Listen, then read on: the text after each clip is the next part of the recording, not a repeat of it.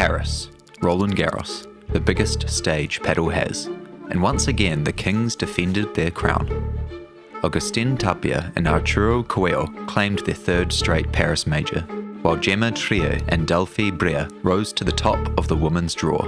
But this wasn't just about trophies. The slow courts reshaped strategy, dynasties cracked, and the season's balance shifted.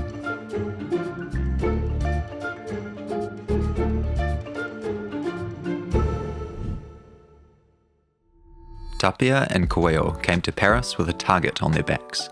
Two-time champions here already, the world number ones, the pair everyone wants to beat. And their final test came against Galán and Chingotto, a duo that looked untouchable in their semi-final. They demolished Nieto and Youngos 6-0, 6-2, with Galán in unstoppable form. 32 winners in the first set alone, with just 4 errors. He came into the final red hot. But Tapia and Coello were ready. On slow courts where smashes died and the points stretched long, they showed patience. They built rallies, waiting for the exact moment to inject speed. Tapia picked his spots, threading impossible angles. Coello bossed the middle, shutting down Galán's streak with sheer positioning. The scoreline tells the story. They struck first with a dominant 6-1 and then closed it out 6-4 as Galán and Chingotto fought back but couldn't break through.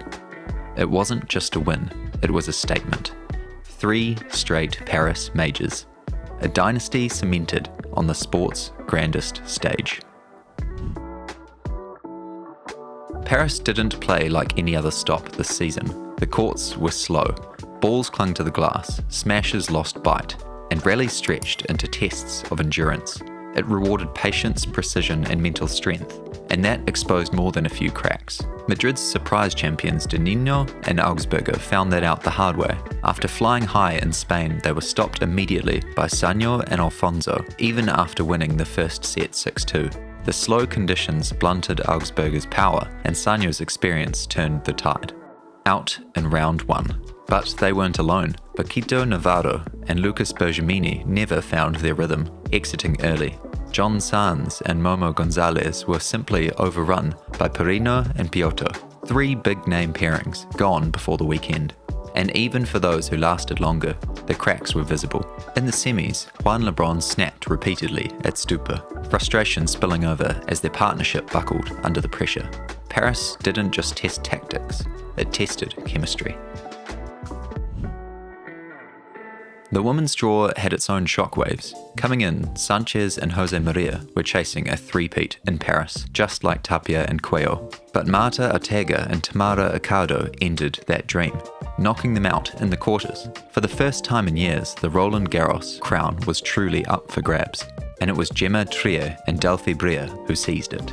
Their semi-final was a battle, down a set before rallying to win 4-6, 6-2, 7-5 against Araujo and Estero.